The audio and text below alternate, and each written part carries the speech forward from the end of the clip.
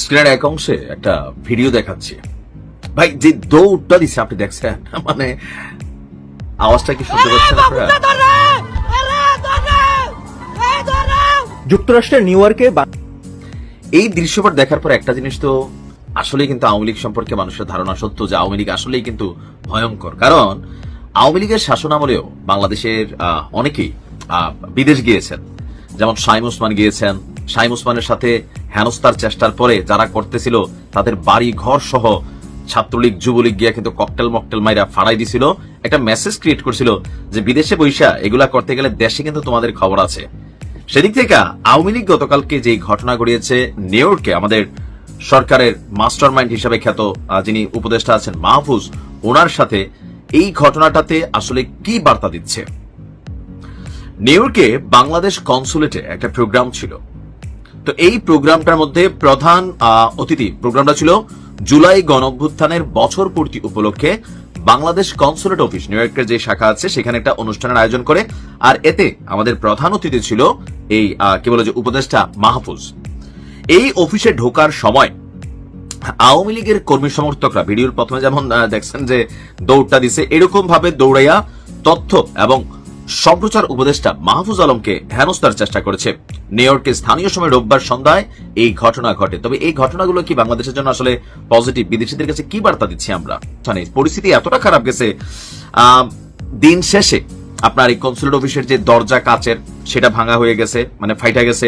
তারপর হচ্ছে ডিম ছুটছে, এবং কি উপদেষ্টা মাহফুজ ভয় পাচ্ছিলেন যে তিনি কিভাবে এখান থেকে বের হয়ে যাবেন। পরে কনসুলেট অফিস আপনার নিউ ইয়র্ক পুলিশের সহযোগিতা নিয়ে তাকে সেখান থেকে বের করে বাসায় পাঠাইছে। মাহফুজ আলম ঢুকার সময় কনসুলেট অফিসের সামনে আওয়ামী লীগের পতাকা হাতে জয় বাংলা জয় বঙ্গবন্ধু দিয়ে মানে স্লোগান দিয়ে কর্মী এবং সমর্থকরা বিক্ষোভ করেন।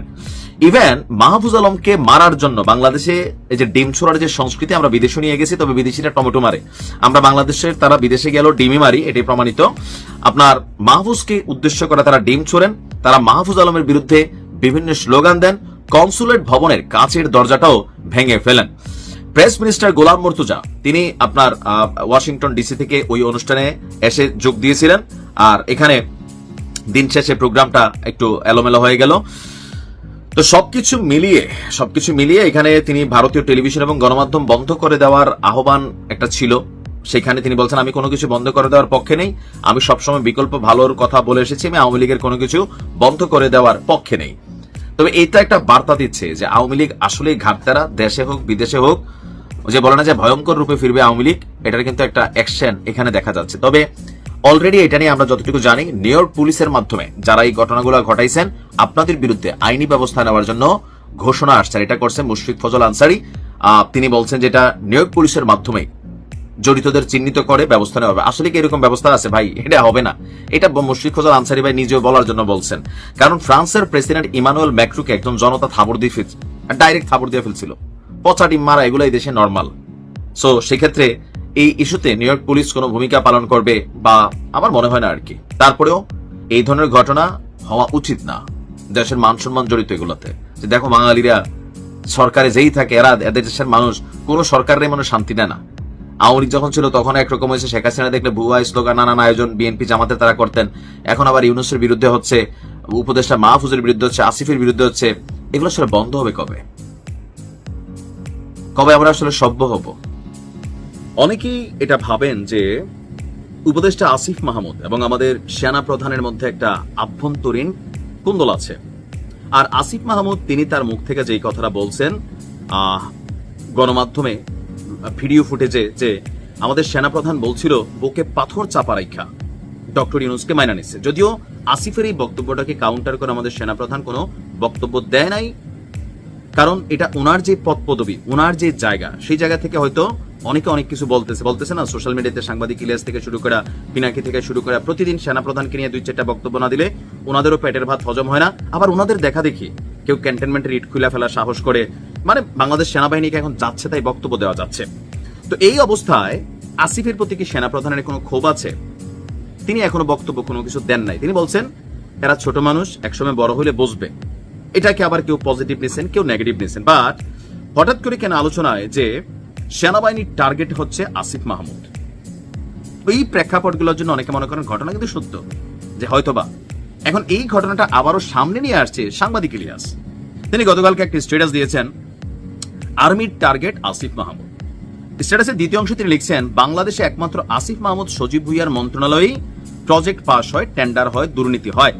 বাদ বাকি সব মন্ত্রণালয়ে আল্লাহ নিজে প্রজেক্ট বাস্তবায়ন করেন, কোথাও কোনো টেন্ডার হয় না, দুর্নীতি হয় না। হয় ভাই, প্রতিনিয়ত গণমাধ্যমে আসে, বাট আপনার ফোকাসে হয়তো সেনাবাহিনী থাকে বা আসিফ মাহমুদের প্রতি সাংবাদিক ইলিয়াসের একটা ভালোবাসা কিন্তু আছে আলাদা, পিনাকিদারও আছে।